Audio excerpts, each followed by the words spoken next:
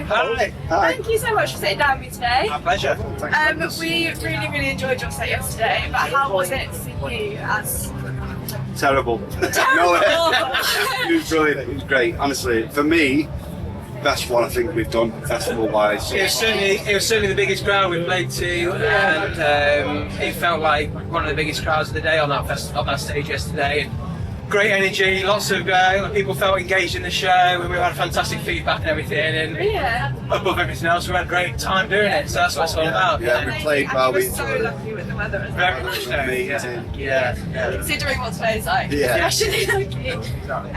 So tell me about WeThreeKings. How did you guys come about? And you're gonna have to talk to me about Skeleton. We're fed up of talking about Bones here. That's Come on, God. just a little. He's called Bonesy. He's got it. So I'll give you the short. It's quite a long and winding tale, but I'll give you the shortened version. Pete and I have been playing in bands for a long time, best part of 20 years probably.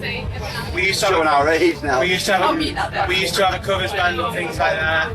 Then we started WeThreeKings probably eight or so years ago now. There used to be three of us, hence the name. Someone left, and then only in the last couple of years have we converted into the current two-piece arrangement that we've got now. And that's really changed what we're doing and how we're doing it. It's completely different. It's turbocharged our trajectory as a band, the way that we're writing songs, the sound that we've got really evolved. So as you see us now, about a couple of years, it's how long it's been going, but there's a bit of a backstory. It's part of the story, but doesn't really it's not really relevant to what we're doing now, if that makes sense. So the reason we got Bonesy on stage is because there used to be three of us in the band. We gave ourselves a name with three in it, and then Get quite confused. when someone left, we were like, "Oh, we've got a problem now, so we need a third member."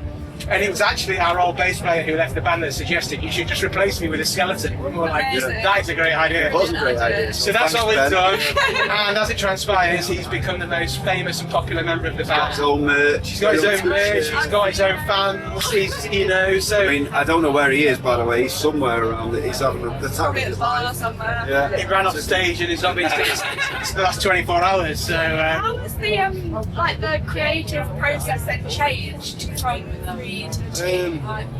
I think I write it. Yeah, so I'd say if you listen to some of the music when we first started with Three-Piece, it was a bit more bluesy kind of, not as we're a lot heavier now, I'd say, a little bit more direct in our music style, because you've not got that actual bass player kind of weaving around the kind of music. It's just him, so whatever chord he plays, it's guitar and bass, so it's a little bit more direct. It's skyrocketed. Like our writing, because we've known each other for years, we know what we bring to the table. We understand each other, and it's just basically So well, there's also without getting nerdy about it, there's technical considerations about what works and what doesn't. And some of our old songs didn't translate into the new so we've had to start writing differently.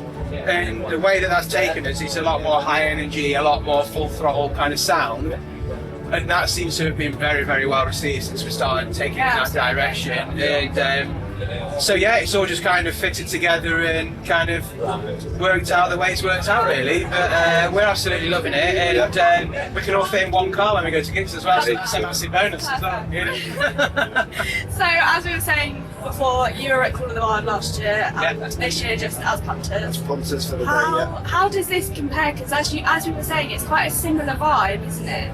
It's vibe. Busier. There's more people, Busier, obviously. I think it's definitely the biggest festival we've been to. But space-wise, it's probably similar, maybe a little bit. The same, doesn't it? Yeah. I had a vision that this would be actually bigger than it is in the actual arena bit. But it is definitely much. It's a step up. I think the best thing about I think the good thing about the rock music scene is that a lot of the festivals and events complement each other, and people work together, and it's a friendly kind of community. There's not so much kind of ruthless competitive energy. So I don't feel like Maid and Call of the Wild are competing. It's just one feeds the other and vice versa, and we see some of the same faces wherever we go. And there's a lot of crossover. It's a good community. It's really good community. A lot of the photographers.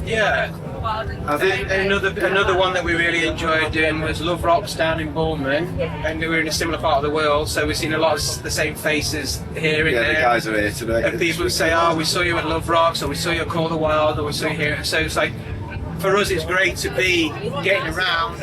People see us on different posters, different bills, and that's what we want to do. Is kind of build up our profile, be a bit more visible, and just spread the word. Yeah, spread the gospel of WeThreeKings. They're all fantastic. Everybody who puts a festival together, from the staff that are kind of doing the tents and working in the merch stalls or whatever it is, it's fantastic, because if it wasn't for these guys, we wouldn't have this. And it's being in a band, you see a little bit behind the curtain about what goes into making these things happen. And it's such hard work, not just on putting it on, but the economic elements of it, in terms of how hard we've got to work to keep these festivals alive and keep them going, and the live music scene is more challenging than it's ever been in terms of ticket sales and all the rest of it. So to come to something like this and for it to be such a success, and there's so much positivity about it, to be part of it, it's just absolutely fantastic. It's beautiful, it's proper community. Absolutely, and that's the rock scene in general, is community, and everyone's so supportive of us, and I think all the bands would probably say the same thing. It's nothing but positive vibes.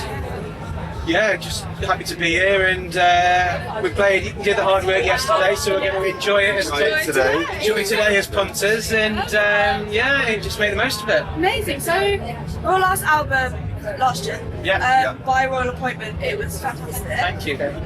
What's next for you guys? Have you got new things in the works? Number 2 is coming. So we're 2/3 of the way through writing and recording, so we've got a number of tracks already in the can, already done. Fantastic, loving them. We're putting a plan together at the moment to roll out the singles. We're looking at April-ish, kind of springtime. That's the plan. Roughly to release the album. We'll do an album launch, but we're really excited. I think we're taking from the last album and from minimum it's as good as, and then it's building on that. So it's the same sort of theme. Lots of high energy, lots of great hooks, lots of great riffs, lots of great lyrics. Every band will tell you that their latest stuff is their best stuff, but we really do think that. We should hopefully be bringing out new music as soon as September. Very exciting. So we're pumped about that. There's a lot of thinking that has to go on behind the scenes about when to do things and what the plan looks like between now and when the album comes out. So we're kind of working on that right now. But yeah, super pumped, and happy that we're kind of, like saying, a good moment, writing wise and creative wise, and it's hard to keep your powder dry, so because you want to get it out there and see it straight away. Try and calm ourselves down. We're desperate to play the songs. We've recorded 6 or whatever songs, and we love them, and we're rehearsing them, but we can't play them because we're still promoting the first album. So maybe the third album might not be a year after that. We might have to chill a little. To a lot of people, we're a new band that they've never heard before, so they're discovering our last album and our previous singles as new music. So hopefully picking up some new friends that follow us along the way by doing things like this. So when we do bring new music out, hopefully that's all going to come together and have that extra bit of excitement behind it. Yeah, definitely. So new album, very exciting. What about some live stuff? What's coming up for you guys? Where can people come and see you?